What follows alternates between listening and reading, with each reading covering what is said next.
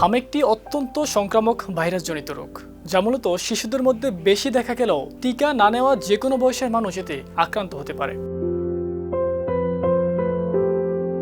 শ্বাসতন্ত্রের মাধ্যমে ছড়ানো এই রোগটি দ্রুত এক ব্যক্তি থেকে অন্য ব্যক্তির শরীরে সংক্রামিত হয়। সম্প্রতি দেশের বিভিন্ন জেলায় হামের প্রাদুর্ভাব দেখা দিয়েছে এবং বেশ কিছু শিশু মৃত্যুর ঘটনাও ঘটেছে। এতে অভিভাবক, শিশু চিকিৎসক, প্রশাসন সহ উদ্বিগ্ন সবাই। তাই হাম সম্পর্কে সঠিক ধারণা থাকা জরুরি।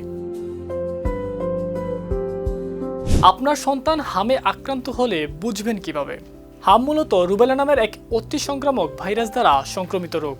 সাধারণত সংক্রমণের 7 থেকে 14 দিনের মধ্যে এর লক্ষণ দেখা দিতে শুরু করে। এ সময় শিশুদের উচ্চমাত্রার জ্বর, কাশি, নাক দিয়ে পানি পড়া, রক্তবর্ণের চোখ এবং জ্বরের 4 দিনের মাথায় মুখ থেকে শুরু করে সারা শরীরে লালচে র্যাশ নিয়ে হাম আবির্ভূত হয়। সাধারণত রেশ প্রথমে মুখে দেখা যায়, এরপর পর্যায়ক্রমে উপর থেকে সারা শরীরে ছড়িয়ে পড়ে। হামের নির্দিষ্ট কোনো অ্যান্টিভাইরাল চিকিৎসা নেই। সাধারণত উপসর্গ অনুযায়ী চিকিৎসা দেয়া হয়, তবে পর্যাপ্ত বিশ্রাম, বেশি পানি ও তরল খাবার গ্রহণ, জ্বর কমানোর ঔষধ, ভিটামিন এ সাপ্লিমেন্ট, পরিষ্কার ও বাতাস চলাচল করে এমন পরিবেশে রাখা। যদি শ্বাসকষ্ট, অতিরিক্ত জ্বর বা অন্য জটিলতা দেখা দেয়, তাহলে দ্রুতই চিকিৎসকের শরণাপন্ন হওয়া জরুরি। হাম প্রতিরোধের উপায়। মনে রাখতে হবে, হাম একটি অতি সংক্রামিত রোগ।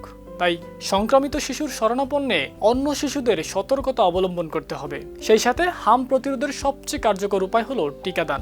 শিশুদের নির্ধারিত সময় অনুযায়ী হাম রুবেলার টিকা দিলে এই রোগ থেকে সুরক্ষা পাওয়া যায়।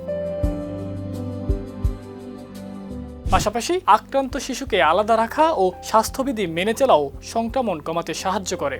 সচেতনতা ও প্রতিরোধমূলক ব্যবস্থা গ্রহণের মাধ্যমেই হামের ঝুঁকি অনেকটা কমানো সম্ভব।